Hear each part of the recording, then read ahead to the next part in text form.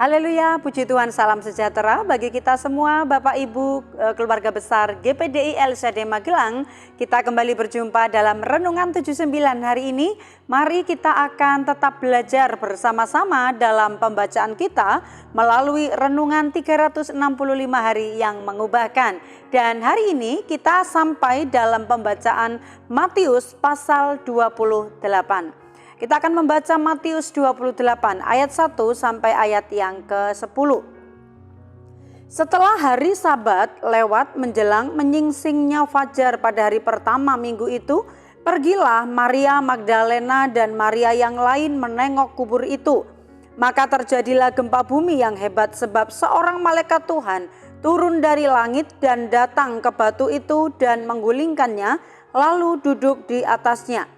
Wajahnya bagaikan kilat dan pakaiannya putih bagaikan salju, dan penjaga-penjaga itu gentar ketakutan dan menjadi seperti orang mati.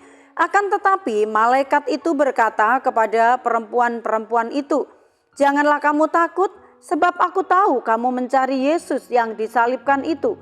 Ia tidak ada di sini, sebab ia telah bangkit, sama seperti yang telah dikatakannya. Mari, lihatlah tempat ia berbaring. Dan segeralah pergi dan katakanlah kepada murid-muridnya bahwa ia telah bangkit dari antara orang mati. Ia mendahului kamu ke Galilea, di sana kamu akan melihat dia. Sesungguhnya aku telah mengatakannya kepadamu."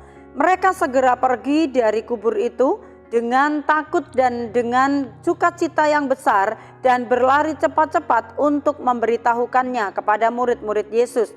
Tiba-tiba Yesus berjumpa dengan mereka dan berkata, "Salam bagimu." Mereka mendekatinya dan memeluk kakinya serta menyembahnya. Maka kata Yesus kepada mereka, "Jangan takut, pergilah dan katakanlah kepada saudara-saudaraku supaya mereka pergi ke Galilea, dan di sanalah mereka akan melihat aku." Puji nama Tuhan. Ya, kita akan bersama-sama belajar dalam pembacaan kita tetap dengan metode 365 hari yang mengubahkan dengan cara OIA. Saya memberikan tema firman Tuhan hari ini yaitu pembawa berita. Bapak Ibu yang dikasihi oleh Tuhan, dalam peristiwa ini kita tahu bersama bahwa bagaimanakah Yesus mati di atas kayu salib. Kemudian sebelum dia mati, dia sudah pernah menyampaikan banyak hal kepada murid-muridnya bahwa dia akan mati 3 hari, kemudian dia akan dibangkitkan. Nah, peristiwa ini benar terjadi, dan di dalam pembacaan ini tadi dikatakan pada hari Minggu pertama, yaitu perempuan-perempuan yang mendatangi kubur Yesus karena mereka hendak merempah-rempahi mayatnya. Tetapi yang terjadi adalah mereka menjumpai kubur itu kosong. Mereka melihat ada malaikat, ada gempa yang dahsyat, sehingga kedahsyatan itu yang mereka lihat dengan mata mereka sendiri, itu yang mereka sampaikan, itu yang mereka bawa sebagai berita yang luar biasa kepada murid-murid yang lain. Kita mengobservasi dalam pembacaan ini, di sana tokoh-tokohnya tentu saja ada Tuhan Yesus, ada malaikat yang menjumpai wanita-wanita yang datang ke kubur. Kemudian juga wanita yang datang ke kubur, di situ ada Maria Magdalena, ada Maria Ibu Yesus, dan juga Maria yang lain. Mereka juga bertemu dengan penjaga kubur. Ya, peristiwa ini terjadi adalah di kubur yang ada di dekat Bukit Golgota di mana Yesus disalibkan.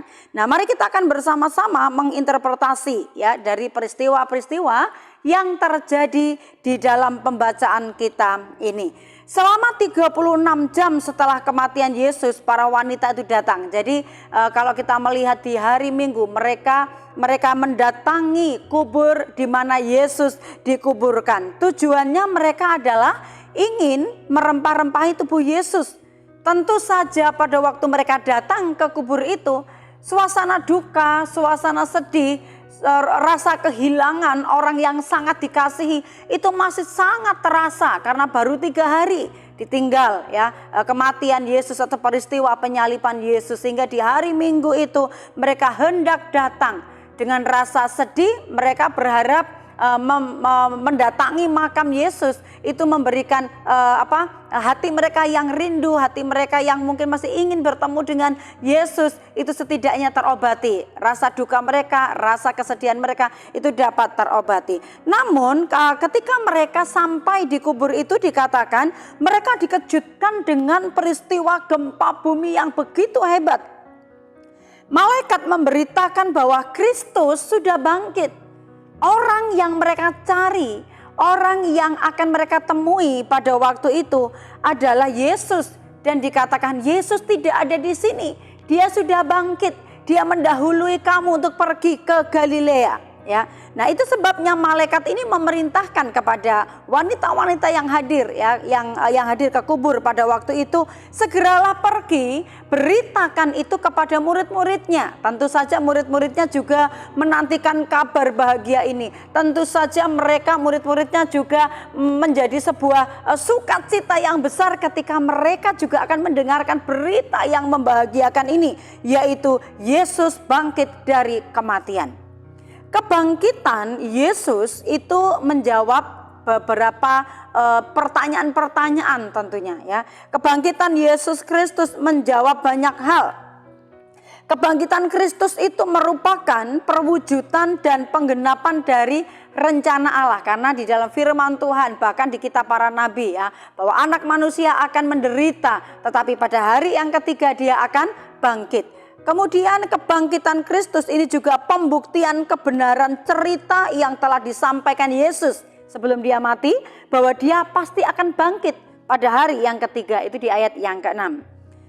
Kebangkitan ini juga menjawab kekhawatiran dan juga membungkam kesombongan para imam dan orang-orang tua-tua Yahudi, ya, ahli-ahli Taurat, di mana mereka yang tidak menyukai keberadaan Yesus.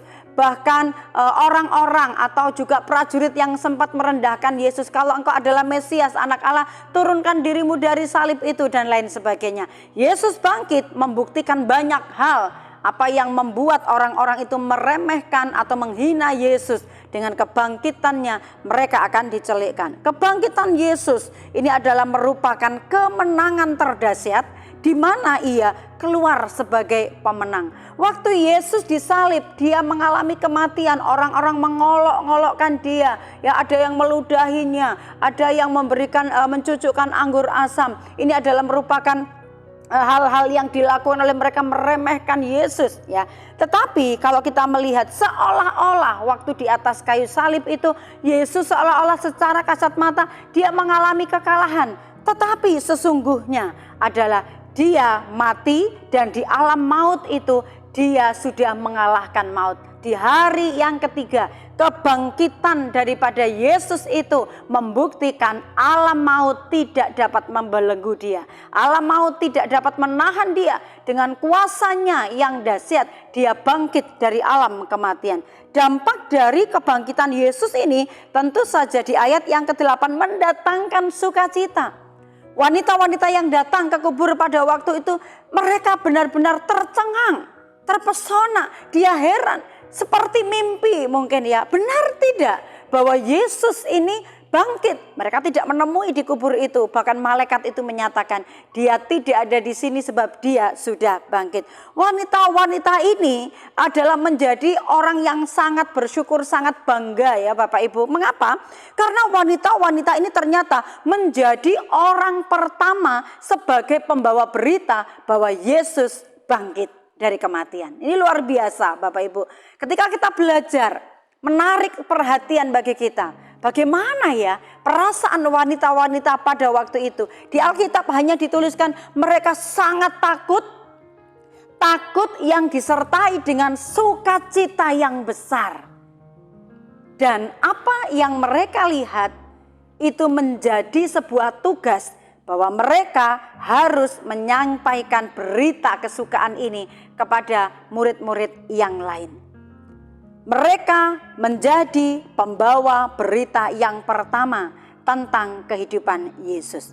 Apa yang diberitakan oleh wanita-wanita ini? Yaitu Yesus bangkit dan hidup.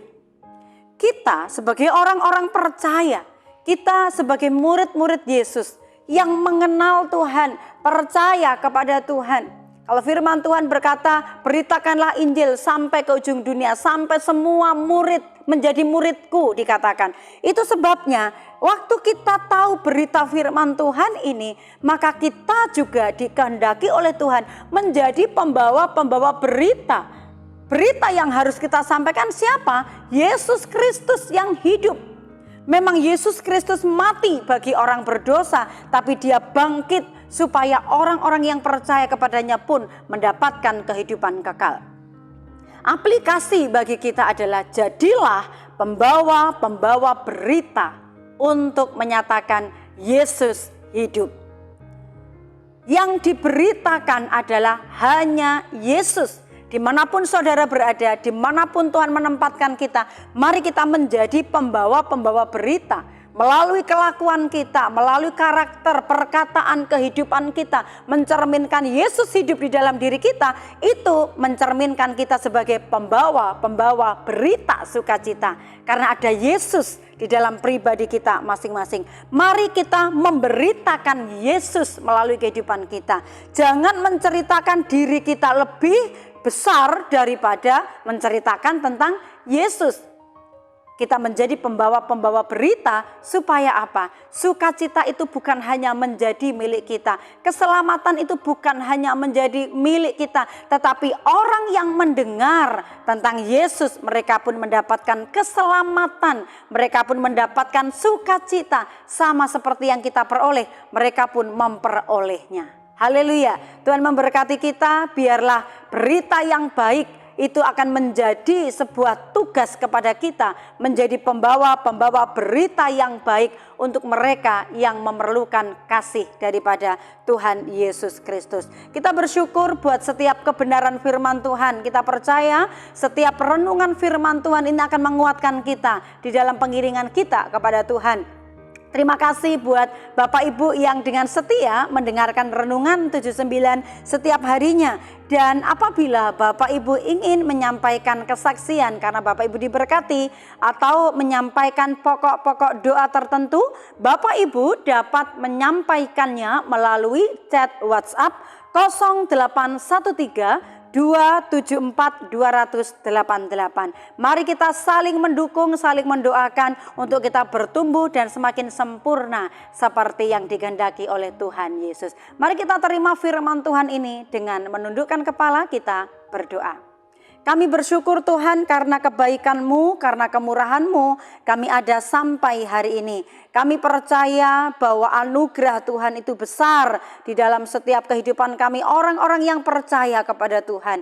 Jadikan kami seperti firman-Mu hari ini, pembawa-pembawa berita yang baik tentang Kristus. Karena kesukaan yang sesungguhnya itu adalah berita tentang Engkau sebagai Tuhan dan Juru Selamat bagi orang-orang yang membutuhkan, orang-orang yang terluka, orang-orang yang lemah mendapatkan kekuatan baru saat mereka dapat mendengar tentang Yesus, nama yang ajaib, Tuhan yang memberikan keselamatan. Terima kasih Bapa. Kami mengucap syukur, biarlah Engkau menyatakan diri dalam rupa manusia, dibenarkan dalam roh, diberitakan di antara bangsa-bangsa yang tidak mengenal Allah, dipercayai dalam dunia, diangkat dalam kemuliaan. Itu yang menjadi iman percaya kami kepadamu. Biarlah firman ini juga menjadi kesukaan kami, sehingga hidup kami mempermuliakan nama Tuhan. Terima kasih, kami mengucap syukur terima firman-Mu ini dalam nama Yesus. Haleluya. Amin.